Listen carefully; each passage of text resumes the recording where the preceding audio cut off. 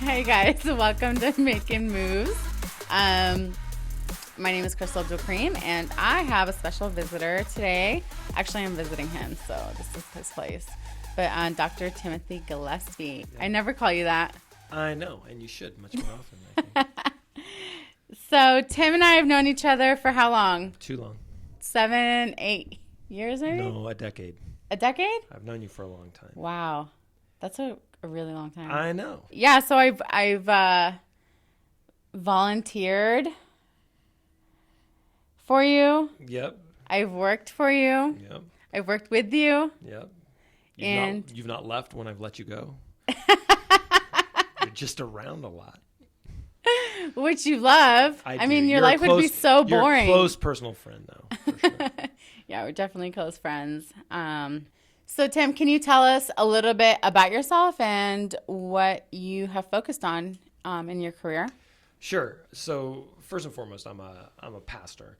I've worked for the last 25 years in pastoral ministry, as well as being a consultant in healthcare. I've worked in population health and public health for quite a few years. And I'm also a public speaker and an author. I've done a few things. Nice. Well, I'm busy. Yeah, you are. Right. And so when we first met, you were at Relive.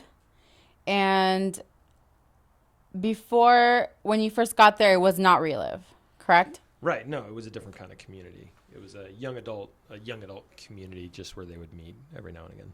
So you were a pastor. You were hired to be a pastor for a young adult community. Can you tell us how you created Relive? Well, what you try and do, I think, when you're building a community, if you will, is that you try to sort out what those what those shared and collaborative values are. And then you begin from that point of view, like what's our mission, what's our purpose, what's our values, and then you begin to resonate with people. And then hopefully you create areas of meaning for them, and then it begins to grow, it begins to resonate, and it begins to grow from that. So for us, it was a sense of what can we do for a broader community as a group of people, as a group of believers? How can we grow that? And then we wanted to build a culture that really had an emphasis on art, music. We had a lot of that sort of thing happening, as well as continuing to grow this idea of probably social justice. I think is probably the best way to say it. Mm-hmm. And so that was kind of the emphasis at the time for Relive. And we grew from about, 15 people or so to about 600-700 that were meeting regularly and doing significant amount of work in the community, from running a thrift store to doing a feeding program to a jobs program and that sort of thing for the underserved in our community. And you spoke about mission and vision. Who decided that at Relive? Like, was it you? Was it, did you talk to the community, the 15 community members? How did you start there? So I think that whenever you're going to curate a culture, right? Because that's kind of what we're talking about. If you're going to build a community and you want to curate a culture, you have to find those shared values. So we talked with the people that were around and the broader church community, if you will. But we also wanted to make sure we were fulfilling a need in that community. So our outreach work, if you want to call it, or our social justice work, kind of grew out of what was actually happening in the community, where the gaps were in services and the social safety net, and how we could help. We ended up mainly focusing on thrift stores, so that was economics, as well as providing clothing and that sort of thing for people as well. And out of that grew a jobs program. But they, I don't think you just sit down and go, this is what we're going to be about. Mm-hmm. I think what you do is you kind of, it's an iterative process. You're constantly looking at your values, kind of your underlying values. We want to help, right? That's an underlying value, but then how we're going to help. The why you figure out right from the beginning. And usually if you're a community organizer, or your community, not activist so much, that's maybe different. If you're someone who helps curate culture and build culture, if you're a culture maker, if you will, there's certain things that never change, but then how you do those things continue to change throughout. It's kind of and this is a model that people are probably pretty familiar with. It's kind of a Netflix versus a Blockbuster model, right? Blockbuster was they did one thing. They delivered DVDs. Essentially, they got to that after VHS tapes. Netflix realized that the business they were actually in was delivering content, and so they were able to pivot in the different ways that they delivered content. I think in any community, you figure out what your values are. What is it that we deliver? For us, back in the Relive days, it was how do we deliver this kind of social justice, being able to pick people up from where they are, the underserved, and give them resources and help them grow towards a more what's the word I'm looking for? To the point where they can be contributors as well. Mm-hmm. And so we began to create different programs, whether it was a jobs program, whether it was a working program. We did stuff with resumes and clothing people. You create ways, different avenues to do those things that were core values, which was essentially to lift people up from their station that they had found themselves in the underserved population, and see if we can move them to the next step in their lives. So this is what the culture you created, this is what they put an emphasis on or importance on. It's like social justice. But before that, why do you think the community grew? Because we were able to create meaning in their lives, right? People are always looking for meaning. We did it through a couple different ways. One, building opportunities for them to get together and build close relationships, and that's meaning. And then also, because we were a church, we would put worship services together that would create that sense of collaborative spirit and meaning as well. So we were able to center around a particular event every single week, which is one of the things that churches are able to do. Other kinds of organizations, sometimes it's a little bit harder, but they still have to create that time where people can come together, share, mutually encourage one another, and then grow that shared value and the momentum for those shared values. So that's kind of what we did at the beginning. And I think you can take these lessons and kind of apply them to other businesses as well. It's not just like church. Sure. And so fast forward, you went into public health, mm-hmm. and then you came back into ministry. Yep. And you started over again. Mm-hmm. How was this the same or different as when you started Relive? Okay, so I'm the pastor of Crosswalk Church in Redlands, which has campuses kind of all throughout the U.S. at this point. And the reason why it's different is, first of all, it wasn't a targeted young adult mm-hmm. kind of, that wasn't our demographic. Mm-hmm. It was a broader, birth to death kind of demographic. So we were able to build momentum from, again, that weekly church service that you begin to leverage meaning, and then you begin to use that momentum to do other things. So we have every Thursday night, we have a free legal clinic, we have a free medical clinic, and we feed over 100 homeless folk, or underserved, I should say. And so we took a lot of those principles and what we did with Relive a few years ago, and then also tried to put on a layer of dealing with the social determinants of health. And so really stepping around, finding out where all the services were provided for our community, where there were gaps, and how we could fill in those gaps. And we did that very systematically we did hundreds of surveys in the community to figure out where those gaps in services were and that sort of thing. Because we wanted to make sure that we were helping in a way that was that was real, that was partnerable, that was sustainable, as opposed to just coming into a community. And I think churches do this, and other organizations do as well. Sometimes they come into a community and just tell everybody what they need. Mm-hmm. We wanted to make sure we were filling gaps that actually needed to be filled. And so it took us about 18 months to figure out where we should fit in that social network, and in those partnerships with other organizations to be able to actually help people. Because we're not a rapid rehousing organization. We work with an organization that does that. We're not even our clinic is not technically our clinic. We house it and we give a lot of volunteers and that sort of thing to it, but mm-hmm. it's not our own not-for-profit free clinic. Mm-hmm. And so we do that in partnership with people who know what they're doing. And the beauty of a church is that we have a lot of square footage that we can use for building the community and building a culture of service around those things that we do.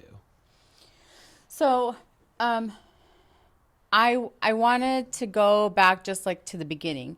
Can you kind of go through like some struggles you faced when you first got here? How is it? How did you like find hope in knowing that you were going to grow this church? What steps did you kind of take? Maybe talk about, I know we've talked about a lot about like building a really good team and how much that matters to surround yourself with like a really good team. So kind of like the beginning stages of like growing this culture, growing this community, and some of the struggles that you faced. Just being a leader, is it lonely? Is it, who do you talk to? Who do you, brainstorm with, like stuff like that? Yeah. So in any organization, the first thing you kind of have to do is break culture a little bit, unless you step into an organization that has a really healthy culture. And Crosswalk at the time did not have a healthy culture. There had been very strange power systems that had grown up in the lack of leadership in the church. And so you kind of have to deconstruct everything that's happening to figure out how to rebuild healthfully. That's usually a lonely and painful process, because in a church, everybody takes it very personally. In a business, that means you got to fire people at times, and that can be very difficult. That can actually hurt the morale before the morale builds up. But you do that with a clear focus in mind. This is what we're going to be. And that one of the most important things in being a leader is twofold, I think. Number one, if you want to be an inspirational leader, you have to be inspired. That means you've got to be reading. That means you've got to be doing the things that feed your soul so that you can then pour into other people. And I felt like I was messaging the same thing over and over again about the kind of community we were going to be for years. And in a church, again, you get to do that from, the front, from that gathering every single week. You have that time to leverage that messaging. When you're in another kind of business, you have to leverage that messaging through memos, through meetings that you have, and that sort of thing. But you have to be on message all the time. This is the kind of community. This is the kind of business. This is the kind of not-for-profit we're going to be. This is what we want to bring into the world and give to the world. And so you have to message that again and again until people, and you do that through language, right? You have to own the right kind of language that people will use, because then they will start to share that same sort of language. And the way that we use words really helps curate the culture that we're going to live in. And I think people don't give enough time to that, because when I hear my employees, or when I hear our volunteers using the same sort of language that I've used, I begin to realize, okay, they're getting the message. Even if they don't 100% understand it, the words are right, and they will inhabit those words eventually. And so who creates these words? I think you do as a leader. You have to create that messaging. And if you're not good at it, you've got to surround yourself with people who are good at it. Everybody needs a wordsmith in their life. And so you spoke about reading books. How often should we read books? What kind of books do you read? How often?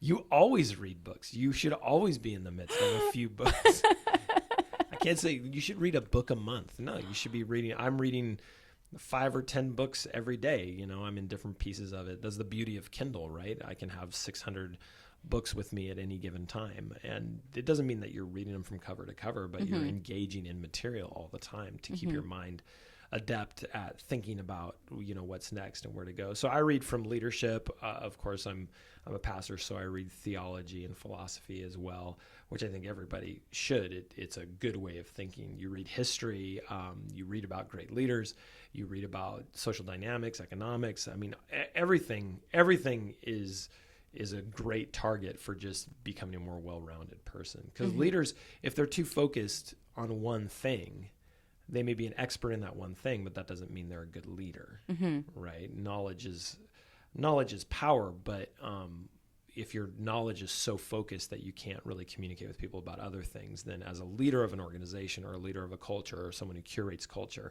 you're handicapped by not having a real breadth of understanding. And that's really important, that you read widely about things that you might not even necessarily care about, but are important for the community and important to know. So reading is important. Yes, reading is important. That's not just for leaders, that's for message. everybody. For everyone, of course. Yeah, you should want to be well-rounded. From the news that's happening of the day to, interesting. The Prime Minister of the UK, Boris Johnson, wrote an incredible biography of Winston Churchill that I highly recommend for any leader, just to watch how he led through World War II. And before and beyond, actually. And it's I never thought I would necessarily like it, but the more I got into it, it was phenomenal. So you read, like I said again, you read widely and you read deeply. And I think that's really important. And most people don't. I shouldn't say most people don't do that. I think we have a tendency, especially we have a tendency to be very shallow right now with the access to everything we have access to, whether it's in media or social media or whatever. We have a tendency to be very good at reading headlines, but not very good at reading the whole article. And we need to get better at that. Got it. So since we're on the topic of leadership, so when I used to work for you, I think not to, get your, head any bigger, but any bigger. That's so tough. You were a really good leader. You were a really good boss. Well, that's nice. Well, I'm just speaking the truth. I would not tell you that if it wasn't true. Oh, I know. You're brutally honest. And I don't think I've had a couple jobs after Relive, and I haven't really been able to, I guess, understand other bosses. Why do you choose to be the type of leader that you are? For example, I think that you, with me, when we were at Relive, you kind of like set a vision and let me handle it. Like, let me get to the end result. Right. Well, there's leadership and there's like management. Right. Right. I'm not a great manager. I'm not a micromanager because I don't have a tendency to care too much what people are doing. I just want to make sure that they're getting to their destination. Right. One thing a leader does is a leader always pitches forward. So you got to think of it like a quarterback. If I threw the ball behind you and you were running, you're running in a direction, I throw the ball behind you, that's not good leadership. That actually stops what you're doing. If I throw it where you are, then you're not progressing. So I have to always be throwing the ball a little bit ahead of you as a leader, because the desire that a leader wants, I think, is that you want your employees, or you want your volunteers, or you want the people connected with your organization to be moving forward. Mm-hmm. So everything is an opportunity to move the dial, right? And you have to look at it that way. Every conversation that you have, every email that you put out, this is where we're going. I need you to understand where we're going, and I need you to help us get there because you play an important role. So I think you have to really empower the people that are with you. And my goal is to always be the dumbest person in the room. I never want to be the expert in everything in any given table that I sit down in, because then all the responsibility is on me for it to work or not work. Mm-hmm. And B, I can't know that much. I'd rather surround myself with people who are much brighter than I am, much more intellectual, much more intelligent, much more capable. And I just help, send them in the right direction. The leader doesn't have to be the expert. In fact, oftentimes when the leader has to be the expert, they become a horrible micromanager. Mm-hmm. And those organizations never go as far as you'd like them to go, because really you have to, or if you're threatened by strong people, you're not a good leader either, because you're afraid that they're going to outshine you. So you weren't threatened by me? No. No, my goal has always been to work with the best people and to platform them to do more amazing things than I'll ever do in my life. You have to be benevolent in that regard. And how do you get there? I think a lot of leaders or managers are threatened. Yeah. So I read a book early on that I think is really, it's really powerful, and it's called Failure of Nerve by Friedman. I think it's Thomas Friedman. And he basically talks about a self-differentiated leader, someone who is not so wrapped up in their leadership and their decisions that it's their it's their whole identity. Mm-hmm. And so when it is your whole identity, every failure tears apart who you are. So early on, after reading that book, I thought, I want to fail a lot in the opportunity to be really successful. And so I know I'm not going to be successful the first time out. So mm-hmm. every failure is the next step, right? It's Heinz 57 catch up. It's not Heinz 56. It's not Heinz 58, because on the 57th try, is it 57? Is that right? Heinz, whatever the Heinz ketchup is, you don't know. I don't know. You don't eat ketchup. What is it? Anything that you're doing, you're going to fail at a lot before you succeed. That's okay. You have to create a culture, and this sounds weird, but a culture of failure, a culture where failure is accepted, knowing that it's the next iteration to get to the success that you need. So you try a lot of things. You give people a lot of freedom to try and to fail. You don't punish them for failure. If we live in a punishment culture, nobody's going to try anything. They're going to wait for you as a leader to say it's okay, or they're going to wait for you to fail. Too many leaders, whenever there's failure, just like to blame the people who fail. Every failure is an opportunity for us to not fail the next time. And so, sometimes you take big swings and they fail. Sometimes it's failure in little things, but the aggregate, the accretion of all those things eventually gets you where you want to be. And so you keep going. That's the key. And your job as a leader is to continue to inspire people through their failures, through their successes, give them a good perspective on things, and let them know that they're part of a team and what they do is really valuable. The more you do that, the more people are, interestingly, loyal to you as a leader. They want to see the whole thing succeed, not only because they're part of your success, they want you as a leader to succeed. And that's a hard place to get to if you're selfish, right? If you need to have all the accolades, if every success has to be your success. If that's the case, then you're not going to give it away. And my observation after 25 years of leadership is simply, surround yourself with absolutely the best people, and then let them be who they are. Give them platforms, every opportunity. And the better off the people that you work with are, probably the less you get to work with them, because they'll far exceed anything that that you have for them. They'll move on to bigger and better things. And that's cool. Like that's the benevolence of leadership, is creating more leaders. Yeah. And so you've talked about also doing things well. And so can you kind of expand about on that a little bit? The importance of why you should do things well. I've heard you say, make sure you have like the necessary tools to do something well. So I think excellence is really important in any organization and anything that we do. And so what we have to do as leaders is we have to give everybody what they need to be excellent. And then we have to expect excellence from them. You set a bar really high, people have a tendency to live up to that. You set a bar low, they'll live up to that too, or they'll live down to that, however you want to say it. So what we try and do here at Crosswalk is we try and give people the tools that they need to be successful. But we also assess what those tools are, because people at times will ask for crazy things. I need a $10,000 computer. Well, can you do it with a $2,000 computer? Show me some success, and then we can reinvest into that. And so what people also need to know, that their excellence matters. It doesn't just matter to you as a leader, it matters to them as someone who works in an organization, because their excellence will be recognized. Number one, that's really important. It'll be appreciated, and it will be invested in.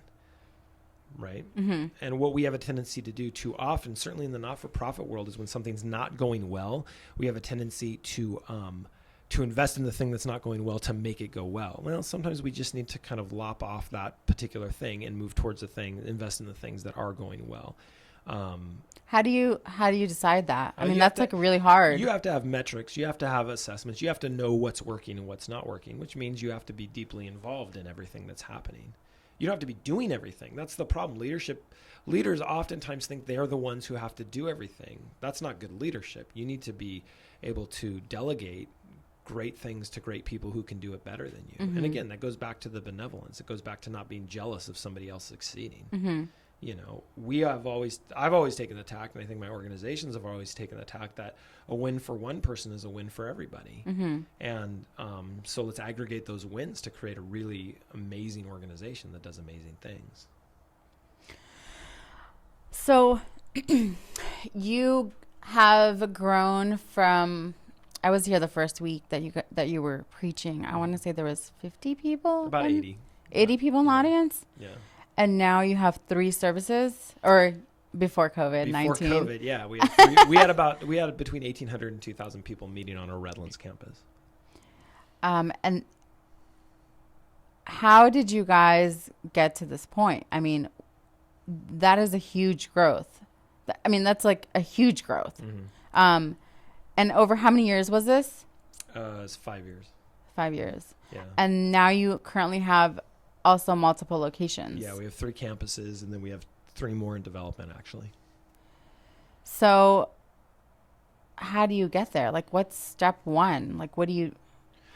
Step one is every time you step into a room, you're prepared. Right? That's really good advice. Personally, as a leader, like, you show up on time, first of all.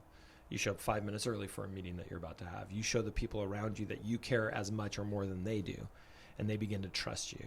I mean, because we all work on an economy of trust, especially in a not-for-profit world. So what you have to show people is that they can trust you with their time, with their money, with their vision.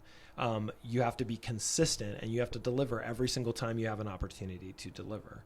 Do you make mistakes? Sure, of course. We always make mistakes, but even when you make a mistake, you do that. In our organization, we always say, fail fast, fail forward, right? Know when it's not working. That's okay. Readjust and keep going as much as you can. And then as opportunities, like, step through almost every door that you get. If there's wisdom in it, if there's an opportunity, let's try that. Can we do that? That's a phrase that's been said a lot to us. Can you do that? I think we all wait for permission. Sometimes opportunity means you just have to walk through the door. Can you give us an example? Yeah, when we were planting multiple campuses, normally that's not something that's done in our greater organization. We're part of the Seventh-day Adventist Church, and it's a pretty highly structured church. So we planted the first church that was in a different conference. It's the way our church is organized, and actually a different union. So we planted a church in Tennessee, which is not anywhere close to Redlands, California. And there was a lot of, who said you could do that? Well, nobody said we could do that. We just saw the opportunity and we gave it a try. And then the large organization kind of came around after a while when they realized, oh, this seems to be working. It's not hurting us. It's a good thing. And so, when an opportunity avails itself, you walk through that door, and you have to do it a little bit fearlessly, knowing that failure is a real opportunity. Right. And that's okay, because listen, if like one of our campuses fails, I don't think I'm a bad leader because of that. I think, there's a lot of different opportunities that we missed. Maybe I did make some poor decisions. Maybe the people on the ground weren't the right people. Maybe it wasn't the right time. There's a lot of different reasons things fail. But if I have my whole identity wrapped up in this failed, what happens is the people who want you to fail think that they're proven right. And if you buy into that, then it destroys your identity. How do you not buy into that, though? You become self-differentiated. You realize that I have a life outside of my job. I have wonderful people who love me no matter what I do. And also, like, don't take yourself so seriously. Failure is just failure. You're going to do it a ton in life. Right. And if you're afraid of failure, you're also way afraid of success.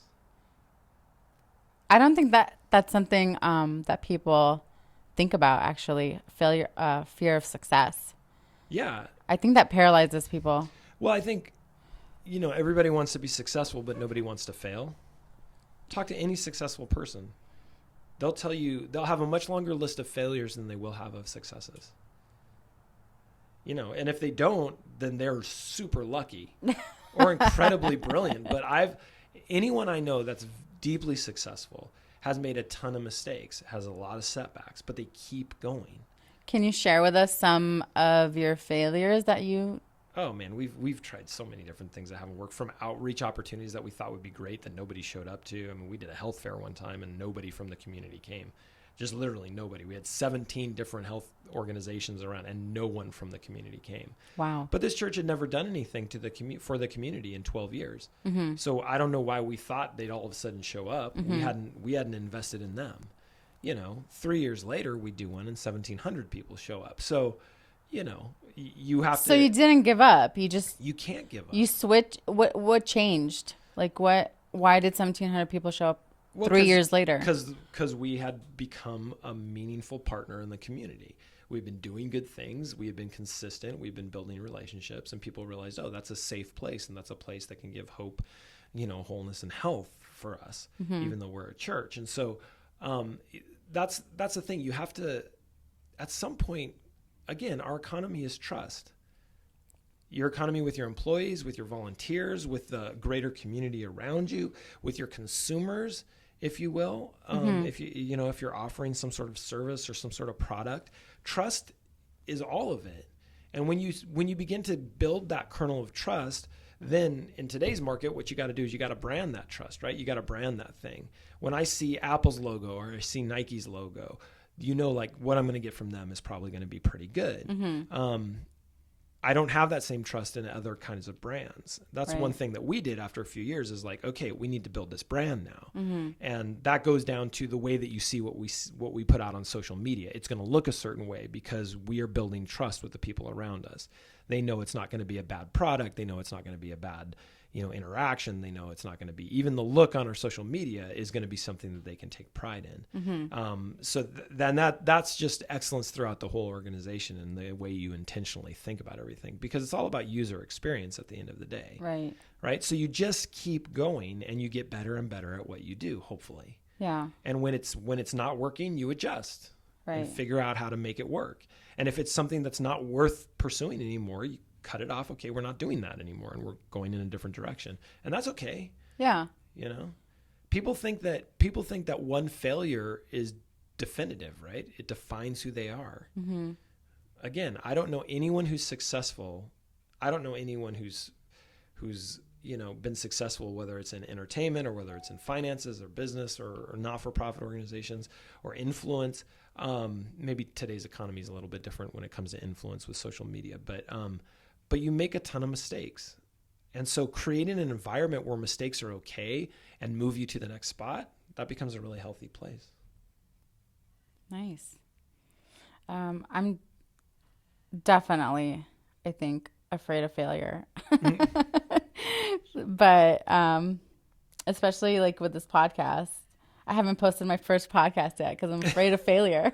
I'm afraid of nobody watching it or a bunch of people like hating me on the comments. But listen, you want to create, you put it out there, right? You put it out there to the world. And then the world's going to do what it does with it. Some of it's wonderful, some of it's not. People are unreasonably angry at times. It says more about them than it says about you. Mm-hmm. And then you learn from it. That's what's really important too, is you make sure that you learn from what you're doing. Right. And if you learn from it, then you can always continue to grow. Might not be the way that you had mapped out, but we have a phrase that we say here: we don't plan for anything, but we prepare for everything.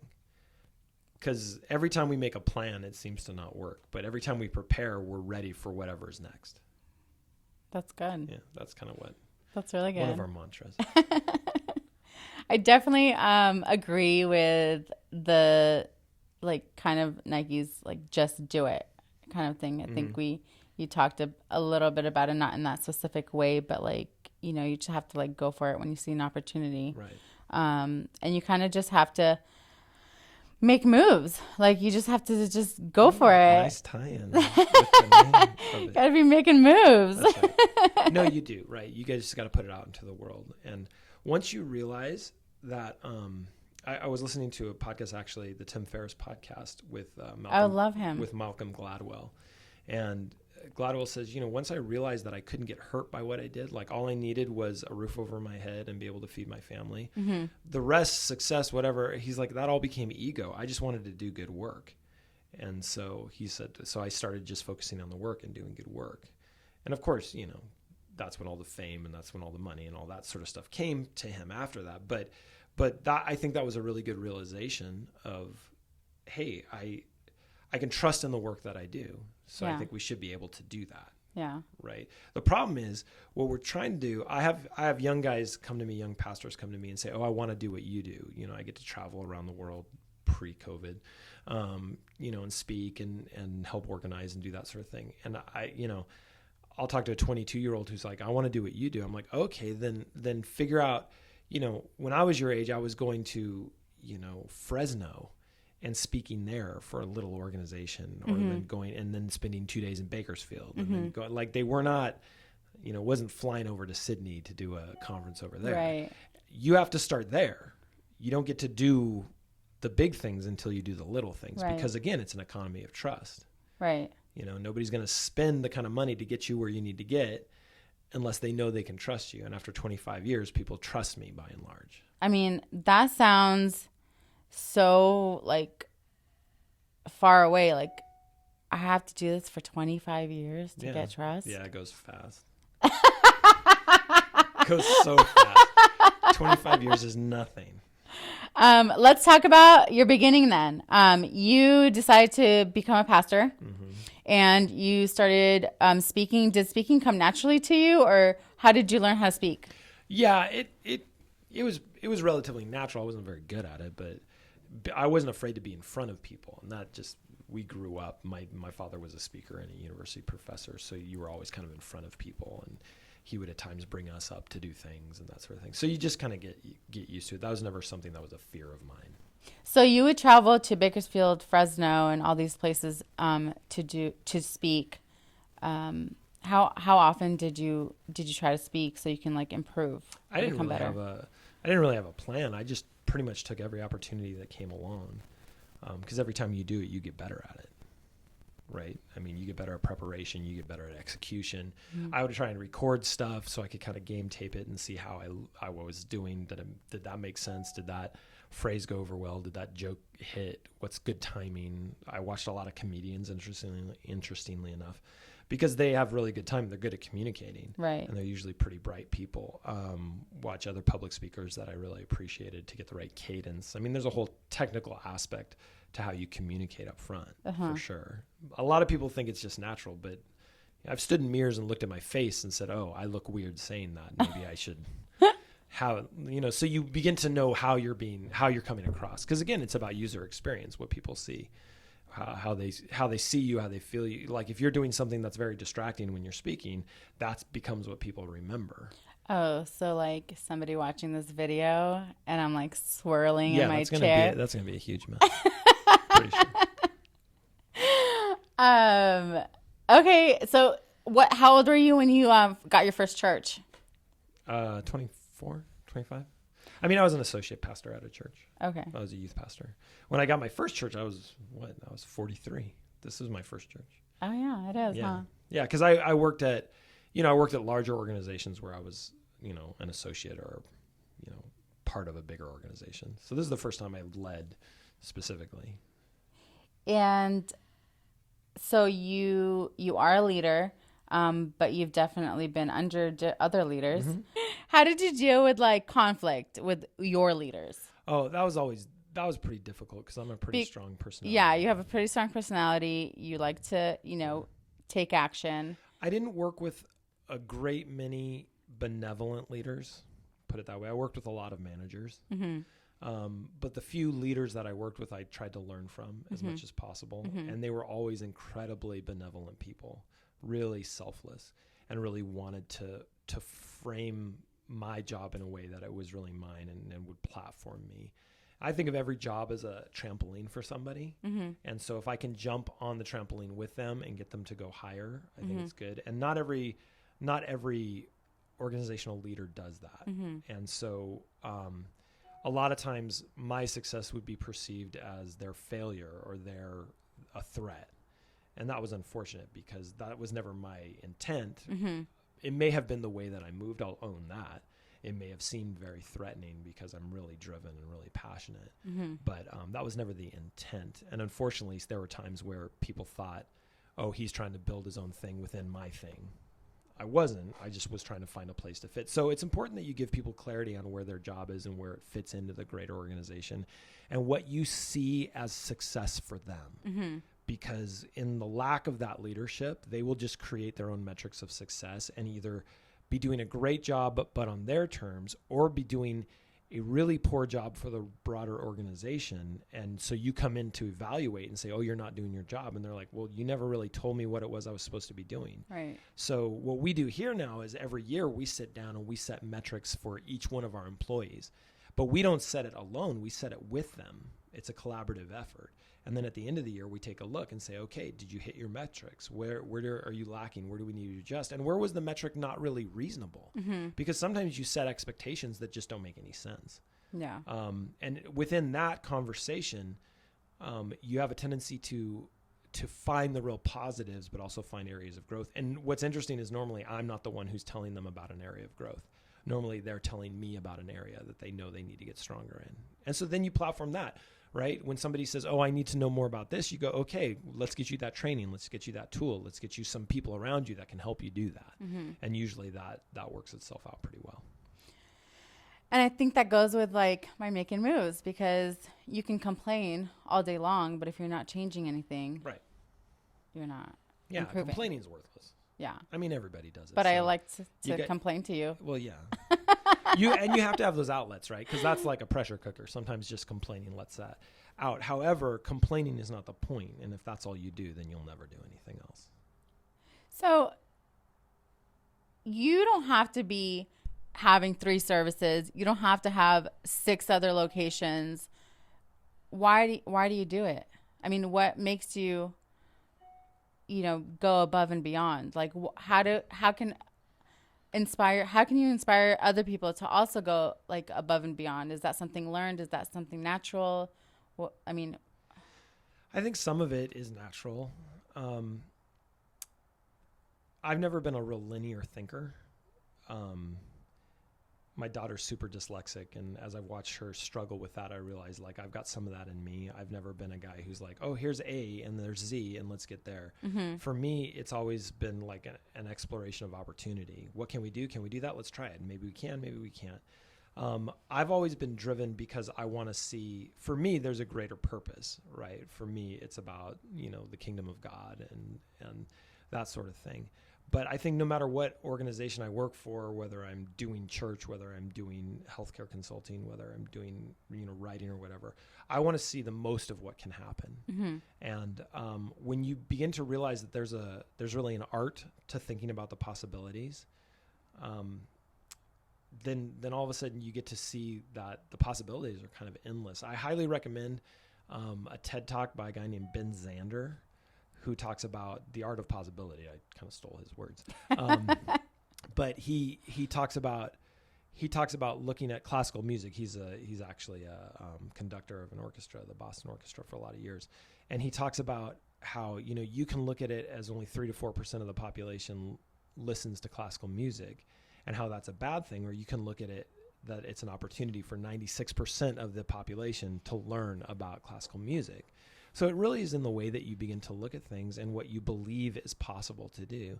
If you say, oh, we can't do that, then you won't do it. It's as simple as that. Hmm. But it's amazing what can be done in any organization if you're smart, if you're thoughtful, if you work hard. And let's be clear, the majority of this is working hard. It's not, people who are in the right place at the right time are often in the right place in the right time because they have worked for years to be in that place. I have a good friend who still is, he's the keyboardist in Switchfoot. And I remember when they, which is a band, I remember when they were just starting to really hit, and their first album, one of their albums went gold. And he was like, I was like, man, this is happening. This is amazing. This is great. And he's like, yeah, I'm 42. I've been sleeping on couches since I was 18. So we're not an overnight success. Right. We've been doing this forever, and now it's paying off. And that's, I think, true in pretty much everything. If you believe in the product that you're making, if you believe in the contribution that you're giving to the world, keep doing it. And eventually other people who feel the same way about what you're doing will rally around you, and they will help that become something. That's how we make culture. Well, I think we've gotten just a lot of wisdom from you today. So a couple more questions. So what would you tell that 22-year-old, pastor, whether it be a female or a male, like what would you tell them? If you can go back maybe and tell yourself something when you were 22. Take every opportunity that comes to you. Walk through every door. See where it leads. And another question for you is, what is a book that you would recommend for everyone to read? I said it before, but I'll say it again. Failure of Nerve by Thomas Friedman. It's probably the most influential book on leadership in my life. And if you're the pastor at Crosswalk Church, if somebody wants to get in touch with you or just learn more about what you guys are doing here, how can they do that? www.crosswalkvillage.com. All the information is there. Okay, awesome. And you have social media and all of that. It's all there, yeah. And now you've switched to doing content and services online. Yep, So because everybody has. So we're trying to get better at that for sure. Awesome. Well, I have definitely enjoyed our time. Yeah, for sure. And I'll have all these in the show notes so people can get in touch with you. And if they have any questions, they can reach out to you. But yeah, thank you. That was good. Thank you, Crystal.